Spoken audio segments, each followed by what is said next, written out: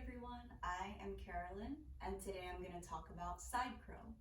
So the side crow posture is a really fun one if you're into the hand balancing or strengthening side of the practice.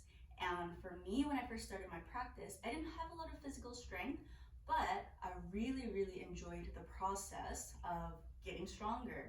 And when I saw this posture, side crow, for the first time, I thought in my mind, wow, that is amazing, that is beautiful and graceful and strong, but that's something I will never ever achieve. However, I was wrong. With consistent practice, one day, magically, my feet came off the floor. And how I got there, right, is something I want to share with you. I have small tips, small tricks that hopefully can be beneficial to you if you're in kind of that part of your yoga journey. Okay. So before you do your side crow practice, I actually recommend just on your own, do a little bit of twist and some core work to strengthen your obliques, okay? And then when you're done with that,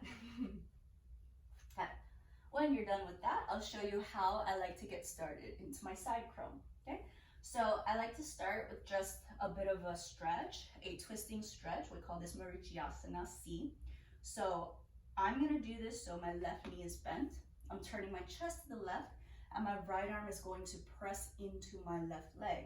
Okay, so as my right elbow is pressing into my leg, I want to start to slide my armpit down, okay, down the leg. So this way it's not knee touching elbow, but instead I'm sliding down and it becomes my tricep pushing against the outer part of the leg, maybe even closer to my armpit area.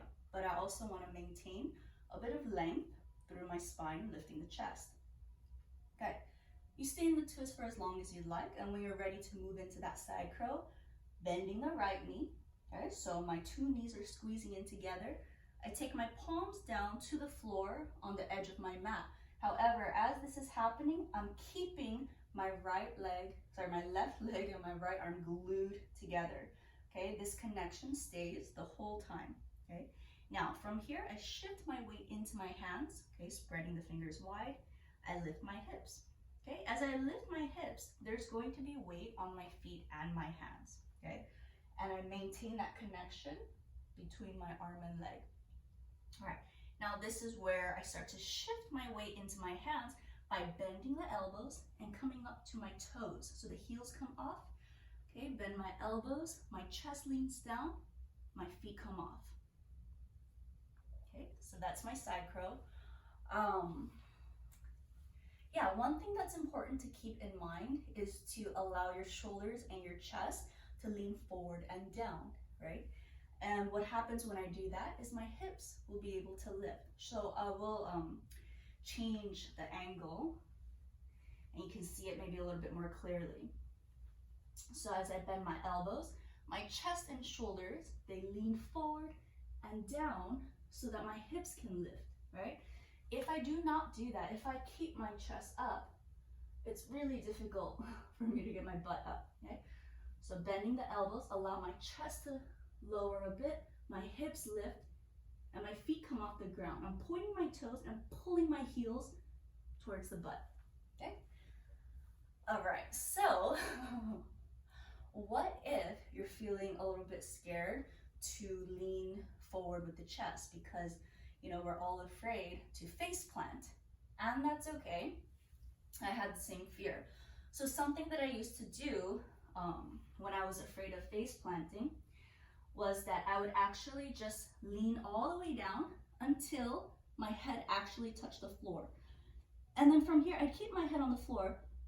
My hands continue to push into the floor, and I would just practice taking the feet off the ground, lifting the hips.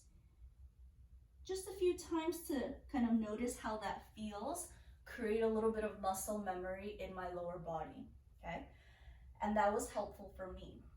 The other thing at the start of my journey was that I just didn't really feel like I had enough physical strength to hold that side crow, especially because, you know, in the side crow, you have so much of your body's weight on one arm, one hand, one shoulder, okay? So one little cheat that I used to do to kind of share the weight between the two arms was that I would bring my hands a little bit more narrow, bring my elbows a little bit more narrow, and rest my left rib on top of the left arm, right? Because normally when we do this side curl, there is nothing on top of this outer arm, right? However, in the beginning, I would do a little bit of a cheat, bring my hands closer together, elbow in a bit, and I would bring my left rib to rest on top of that left arm, so the weight is being shared between both sides, okay? Now, don't get too attached to that cheat if you're using it, right? I think it's okay in the beginning of your practice, have fun with it, see how it is, but still do try a few without it, right? Even though in the beginning it might feel a little bit discouraging, like, oh damn, I just can't get it up there, but it's fine. One day, the feet lift, you will surprise yourself. Okay, and for those of you who are feeling quite comfortable in your side crow and you wanna add a little bit more into your side crow variations or your flow, right? You can try this. You're in the side crow, okay? Feeling good, feeling stable, and then begin to stretch your legs, straighten them out so the toes point in about a 2 o'clock direction. And if that's okay, send the right leg back, right? Maybe that will be fun for you, okay?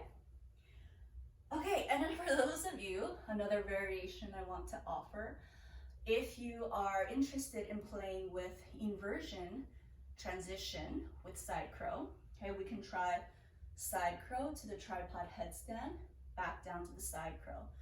Okay, so this is something that I'll practice every now and then if I'm feeling like, oh, really energetic. It's not something I do a lot, but I can still offer this to you and show you some of the little tips that I have.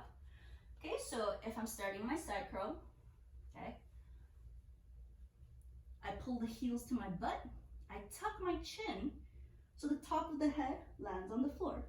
Okay, from here I keep pulling my heels in, pushing into the hands, and I want to bring my knees in front of my chest. So I'm moving the hips a lot and I'm using the heels to pull to my butt to help make that happen. Okay, and then my legs go up. I find that tripod. Right, coming down, knees to the chest again, heels to the butt. Okay, stay here. Now I start to twist. I twist, I twist.